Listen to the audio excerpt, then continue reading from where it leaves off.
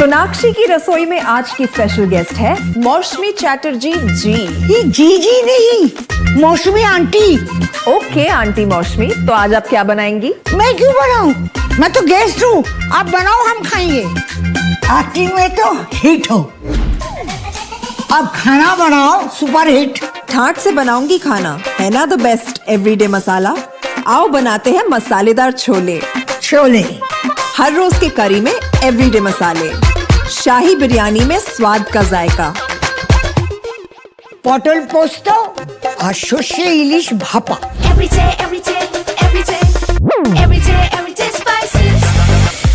साफ मसाले, खुशबू और प्योर झांझ, टेस्ट से भर दे हर जुबान पे स्वाद। एवरीडे मसाले, देश का स्वाद। नमस्कार दोस्तों, मैं राहुल आपके अपने चैनल अजयस्त्रो मनी गुरु में आपका स्वागत करता हूं। आज हम बात करेंगे मक्का बाजार की, जिसमें हाल ही में काफ़ी हलचल देखने को मिली है। जानेंगे कि आने वाले समय में इसके दाम किस ओर जा सकते हैं। पिछले कुछ समय से मक्का के भाव स्थिर बने हुए हैं, लेकिन इनमें हल्की तेजी का रुझान दिख रहा है। इसकी मुख्य वजह है दक्षिणी भारत, खासकर कर्नाटक और तमिलनाडु से लगातार आ रही मजबूत मांग और अच्छी गुणवत्ता वाले मक्के की सीमित उपलब्धता। बाजार में प्रीमियम क्वालिटी वाले मक्के की खरीदारी में विशेष रुचि देखी जा रही है। हालांकि दक्षिणी खरीदारों ने पहले ही बड़ी मात्रा में स्टॉक खरीद लिया है, जिससे अब मांग में थोड़ी कमी आ सकती है और बाजार कुछ हद तक स्थिर हो सकता है।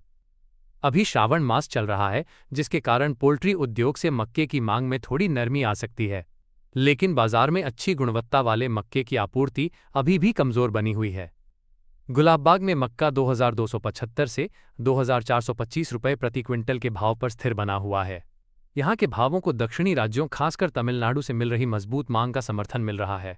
तमिलनाडु में पोल्ट्री उद्योग की अच्छी मांग और कम आपूर्ति के कारण मक्का 2625 रुपये प्रति क्विंटल पर पहुंच गया है, जबकि कर्नाटक में यह 2450 रुपये प्रति क्विंटल पर बिक रहा है। बाजार की नज़र अब सरकार के उस प्रस्ताव पर भी है, जिसके तहत भारतीय खाद्य निगम (FCI) अपने भंडार से अधिक मात्रा में टूटे चावल को खुले बाजार में जारी कर सकता है। ब्लूमबर्ग की रिपोर्ट के अनुसार इस कदम का उद्देश्य नई फसल आने से पहले भंडारण स्थान खाली करना और इथेनॉल उत्पादकों को सस्ता कच्चा माल उपलब्ध कराना है। इससे इथेनॉल सेक्टर से मक्के की मांग पर कुछ दबाव कम हो सकता है। भारत ने पहले भी अपने खाद्य वितरण प्रणाली में टूटे चावल का हिस्सा 25% से घटाकर 10% करने का एक पायलट कार्यक्रम शुरू किया था, जिसमें बाकी बचे हुए चावल को औद्योगिक उद्देश्यों, खासकर इथेनॉल उत्पादन के लिए आवंटित किया गया था। FCI के पास अभी भी लगभग 35 लाख टन चावल इथेनॉल उत्पादकों को देने के लिए उपलब्ध है, जिसमें से अब तक केवल 17 लाख टन ही उठाया गया है।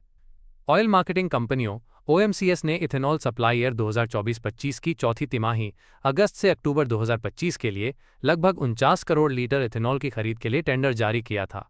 यह आवंटन प्रक्रिया अब पूरी हो चुकी है और पूरी मात्रा प्रारंभिक निविदा मात्रा से मेल खाती है।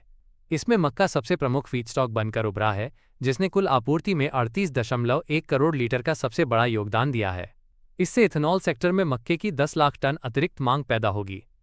भविष्य की कीमतें मुख्य रूप से अच्छी गुणवत्ता वाले मक्के के लिए पोल्ट्री सेक्टर की मांग और इथेनॉल सेक्टर की मूल्य समानता पर निर्भर करेंगी।